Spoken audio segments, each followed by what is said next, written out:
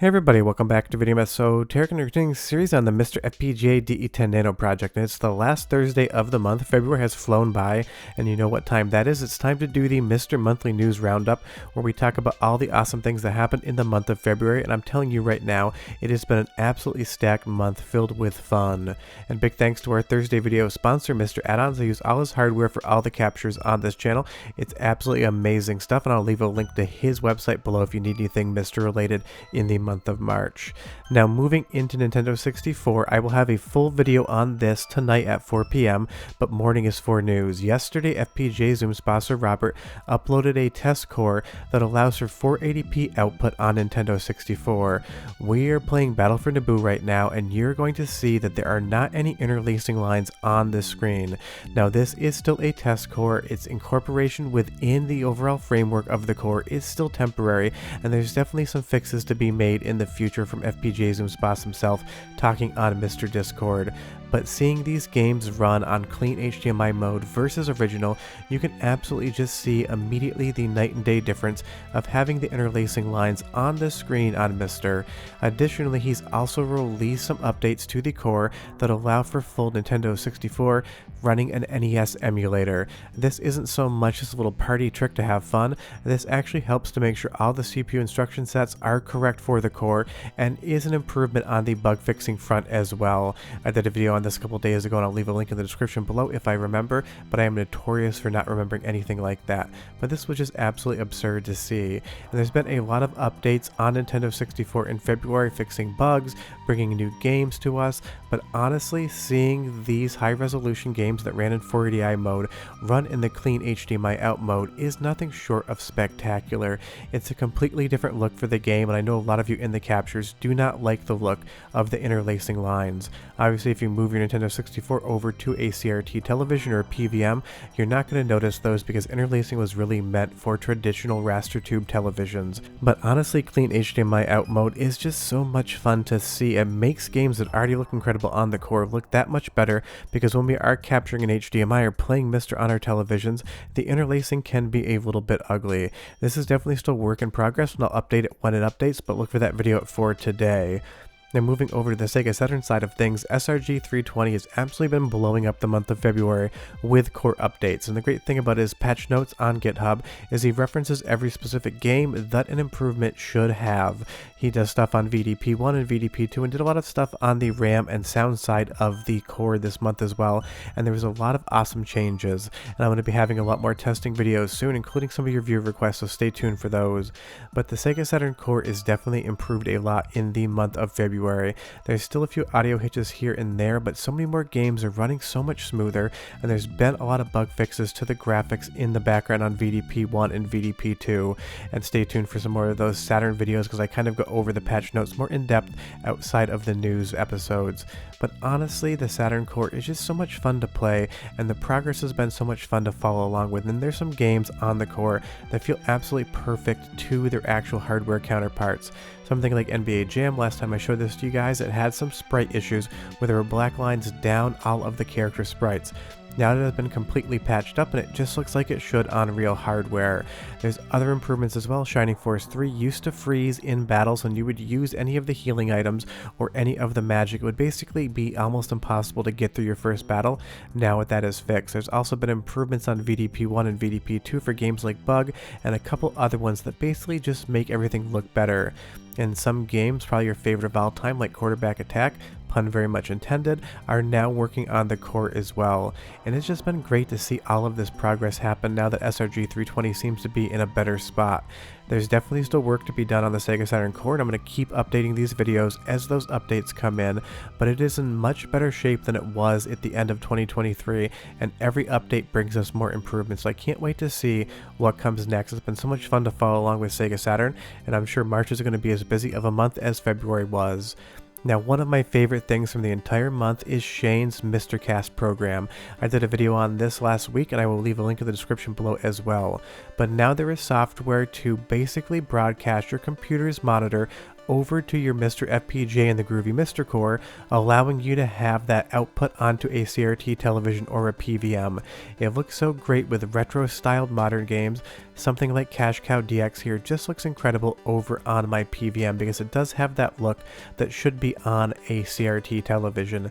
The software is super simple yet fully featured, and it allows you to do stuff like play Doom 2016 in 240p on a CRT television, giving you a completely different look at a game that you're probably very familiar with, and I absolutely was blown away by just how good this game looked on my PVM.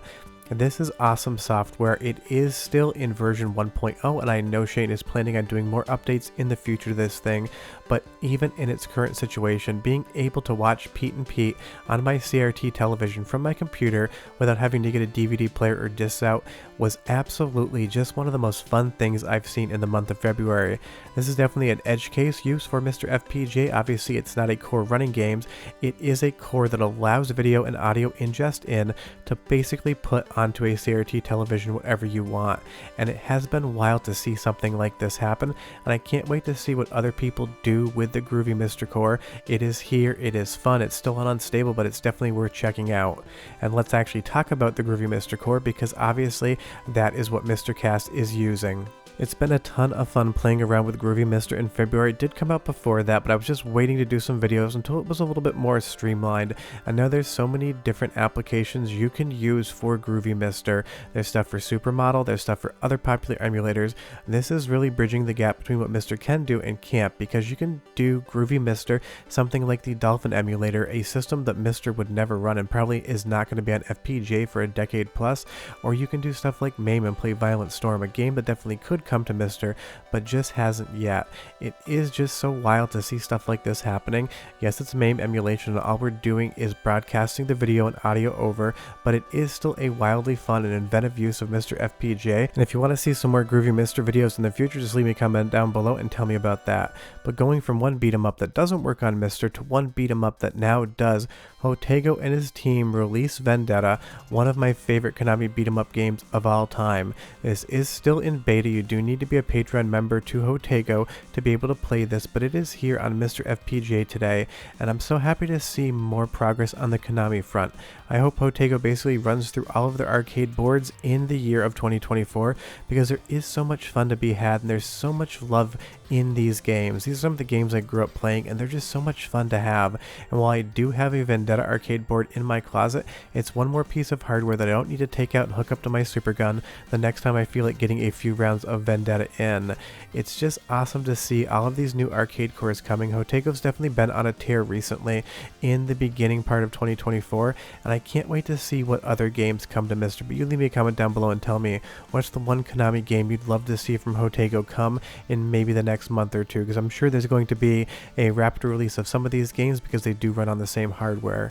The core definitely still has a few bugs. It is in beta, but for the most part, I would say this is like 95% of the way to being as close to a real arcade board as you can get, unless you actually have one in your closet like I do. And if you haven't played Vendetta yet, I can't recommend it enough. It is a ton of fun, and you're going to see that it allows for 4 players, so pop it on your next game night, have some friends over. You're going to be able to play this from start to finish, and you're going to have a ton of fun doing it. Now, sticking to arcades and Jotego, he also released the Parodius DA core. This is one of my favorite Konami shmups of all time that's not named Tobey Polystars, even though it does have a lot in common with that game. And again, this is just so much fun to see coming over to MiSTer. Vendetta isn't the most expensive arcade board around, but if you want an actual original PCB of Parodius DA, you better bring your wallet because they are not cheap. So having it in FPGA again is just such a fun time. This additionally is one of those patron-only cores from Jotego, but usually within like 2 to 3 months they do come over to public. But honestly, for the $4 a month to get all this stuff, it is high worth it. I just love Parodius DA. It's so weird, it's so charming, it's so quirky, and all that weird charm and quirk is wrapped around one of Konami's best horizontal shmups in my opinion. And I can't wait to see again what else we get on the Konami front. These are just 2 games, but there's so many other games that can run on this hardware, and once Jotego gets the hardware implemented, it must be easier to move over to new games. But Konami always loved making small changes to their hardware, so it's possible that 90% of one arcade board could be identical to the next arcade board, but there's a few fundamental changes in hardware because Konami always did derivative design when it came to their PCB engineering.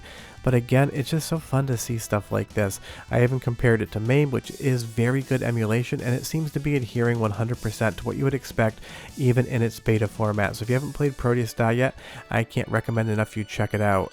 Now, still on the arcade side, Wickerwaka produced a test core for the M92 that changes up the CPU implementation for a more accurate variant apparently. It is still in test. It isn't quite as good as the actual core that exists, but that's because it is still in beta.